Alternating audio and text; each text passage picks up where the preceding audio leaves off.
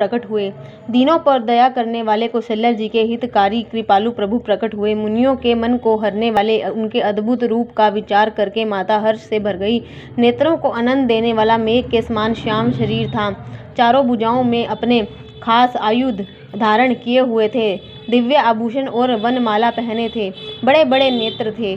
इस प्रकार शोभा के समुद्र तथा खर राक्षस को मारने वाले भगवान प्रकट हुए। दोनों हाथ जोड़कर माता कहने लगी, हे अनंत, मैं किस प्रकार तुम्हारी स्तुति करूं। वेद और पुराण तुमको माया गुण और ज्ञान से परे परिमाण रहित बतलाते हैं। श्रुतियां और संत जन दया और सुख का समुद्र सब गुणों का धाम कहकर जिनका गान करते हैं, वही भक्तों पर प्रेम करने वाले लक्ष्मीपति भगवान मेरे कल्याण के लिए प्रकट हुए हैं। वेद कहते हैं कि तुम्हारे प्रत्येक रोम में माया के रचे हुए अनेकों ब्रह्मांडों के समूह भरे हैं। वे तुम मेरे गर्भ में रहे।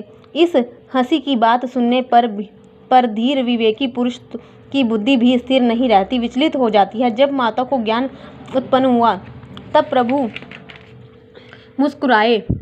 वे बहुत प्रकार के चरित्र करना चाहते हैं, अतः उन्होंने पूर्व जन्म की सुंदर कथा कहकर माता को समझाया, जिससे उन्हें पुत्र का वात्सल्य प्रेम प्राप्त हुआ, भगवान के प्रति पुत्र भाव हो जाए। माता की वह बुद्धि बदल गई।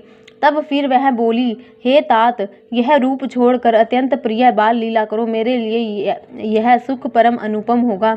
माता का यह वचन सुनकर देवताओं के स्वामी सुजान भगवान ने बालक रूप होकर रोना शुरू कर दिया। तुलसीदास जी कहते हैं, जो इस चरित्र का गान करते हैं वे श्री हरि का पद पाते हैं और फिर संसार रूपी कूप में नहीं गिरते।